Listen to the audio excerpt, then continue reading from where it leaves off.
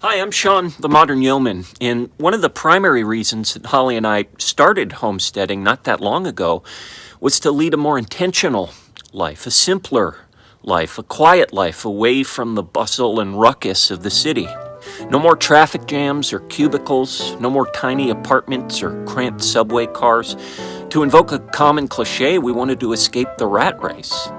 Think minimalism, a modest old farmhouse with a shady porch, a couple of idyllic acres out in the country, a big garden and some chickens, woods to roam and creeks to jump, and starry skies overhead every night. In other words, we wanted to live a deliberate life, a slow life, a life where we didn't feel hurried along or pushed into unsustainable debt or pressured into getting stuff we didn't need. I remember my 20s as a decade-long wrestling match with FOMO, or fear of missing out, and neither Holly nor I wanted to live that way anymore. Not only did we want to escape the fear of missing out, we actively wanted to miss out if missing out meant no more rat race. But old habits have a tendency to linger, don't they? Recently in the online homesteading community, I've noticed a few eye-catching headlines on blog posts and YouTube videos warning me that I need to get my meat chickens now if I want to get any this year. Limited supplies, the headlines shout. Time is running out. I've seen variations of that headline now a couple of times already this year, along with some other sober admonitions. You need to get your berry bushes in the ground now if you ever want berries. Haven't started your spinach seeds yet? Your tomatoes aren't in cold frames? Oh, well, you missed the boat, my friend. I read these blogs and watch these YouTube videos, and suddenly I find myself in the very spot that I tried to escape, struggling to keep up, afraid of being left behind. That hangdog old feeling of FOMO. It's on that note that I'd like to challenge you to ask yourself what you're afraid of missing out on and why. After I read one of those articles about meat chickens, I shut my computer and looked outside and asked myself, what's the rush? What would happen if I wasn't able to get meat chickens this year? If I was only able to build up the infrastructure to handle them? Would my homestead cease functioning? Would I deplete my savings? Would I be in danger? No, I'd simply be more prepared for when I do have the opportunity to handle them. There's no hurry because there doesn't need to be. I work on things incrementally here on the homestead. I can make a little change and another little change tomorrow, and little by little, a little becomes a lot. Anyways, we'll talk about some of those changes in today's monthly update and walkaround episode. I actually have 6 quick updates for you today, and as with all update and walkaround episodes, you know how this works. Grab yourself your favorite hot beverage and slip on a pair of your sturdiest boots, and let's go take a walk.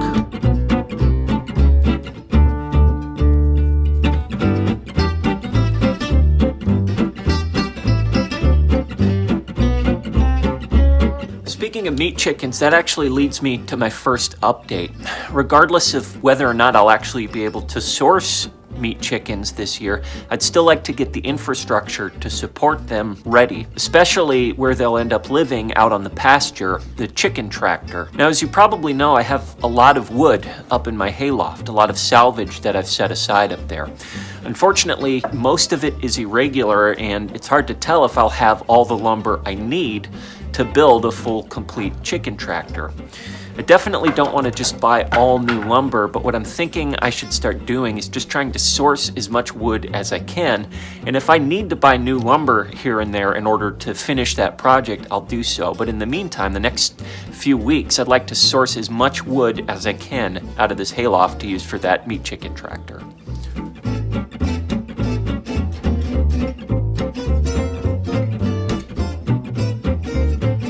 So we've decided that we're going to get rid of this elm tree here after some more wood, branches, and bark have fallen on the ground. And I don't know if I told you, right before we moved in, this giant limb that was on the side of this elm tree just broke off and fell in a windstorm. Because of the proximity to our house, we don't want this thing to fall on our porch or even the roof itself. So we found a local company that can take care of it for a pretty good deal, and they'll also chip it out into mulch, everything that they cut down. Which actually leads me to a sub point about mulch. I was talking to the tree guy about how I want a bunch of mulch for our garden. And he basically said that he'd give me as much free mulch as I want for as long as I want it for. Apparently, with the tree company, they are always looking for places to dump chip loads when they're done cutting trees, and they have a hard time doing it for free. So when somebody says that they're willing to take a chip load, they're more than happy to dump it off there. So that's what I did. I told them, hey, bring on the free mulch. We'll probably end up getting 4 or 5 dump truck loads worth before I tell them to stop and cut it off. But either way, it's good news, and I don't have to worry about making sure all this stuff will fit into a wood chipper. I can probably just use this stuff for firewood.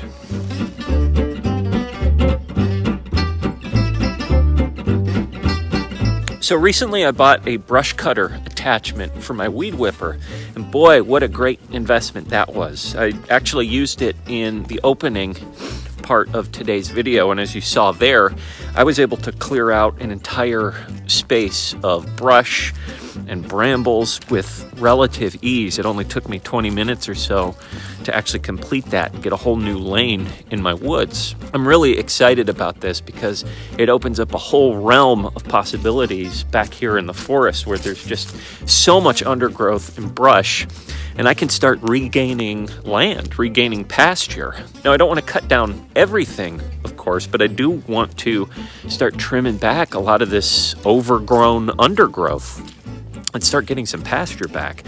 This attachment will allow me to do that very easily. And actually, my dad recently bought a chainsaw blade that we can put on that attachment, which will make it even more powerful and effective. I've seen video of that thing in action, and it's insane. You can actually cut down trees with it. Now, again, I don't know if I'm going to be cutting down trees, but I'm going to be getting to work on a lot of this junk that's down here in the undergrowth and start clearing some areas out and getting some pasture back.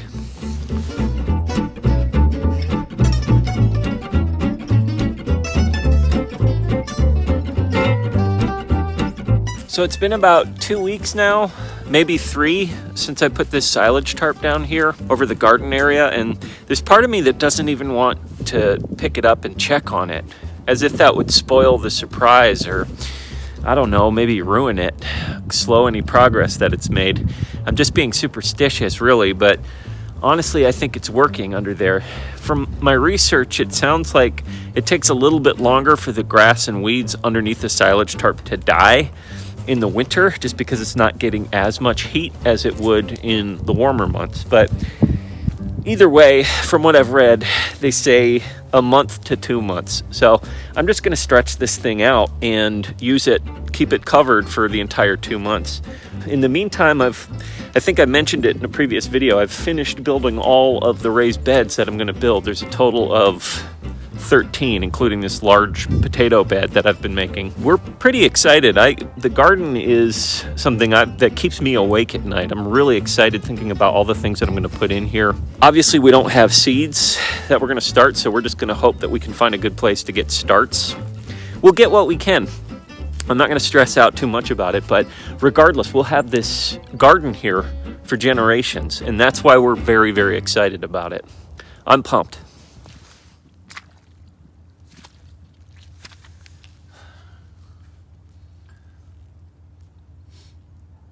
So you might remember a few episodes ago where I documented my misadventures in trying to clear the water, drain the water out from this little dipped out area where there's a pool that tends to collect after rain. Suffice it to say, my little experiment didn't really work that well, and I was pretty thoroughly embarrassed by the results.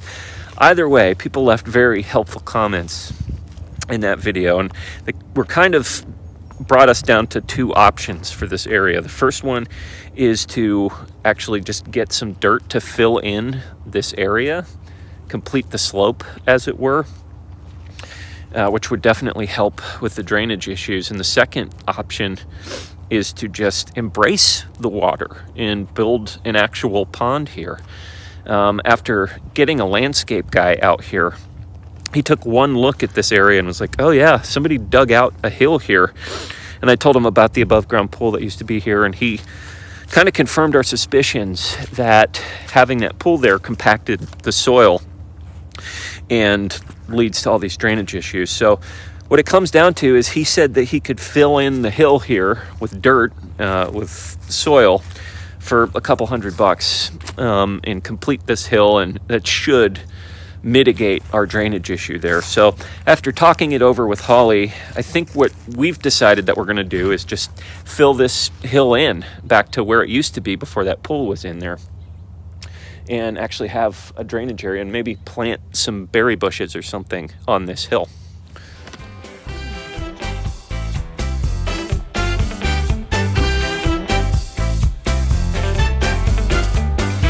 Our final update involves our friend Molly the chicken. You might remember in the last video presentation, she wasn't doing so well. Her face had swollen up, and by the end of the video, she was acting better, but her face was still pretty puffy and swollen.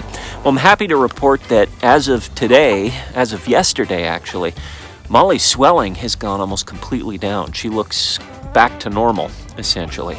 I'm showing you what she looks like here, but before she was in pretty puffy shape. It's completely gone down. Not sure what happened to her, but whatever it is, it seems to have completely subsided, and none of the other chickens are showing any other signs of sickness or malaise. So whatever happened, it seems to have passed. Again, I think I mentioned it in the last video, but I credit that Vet RX stuff. That seemed to really help with whatever it was that was ailing her. So I'd heartily recommend that to you if you're experiencing chicken issues. So there you have it, guys. Updates and homestead walkaround for February. As you can see, I've got a lot of plates spinning at the moment, but I'm trying not to let anything overwhelm me. Remember, little by little, a little becomes a lot. So until next time, go do something little. You might be surprised where it takes you.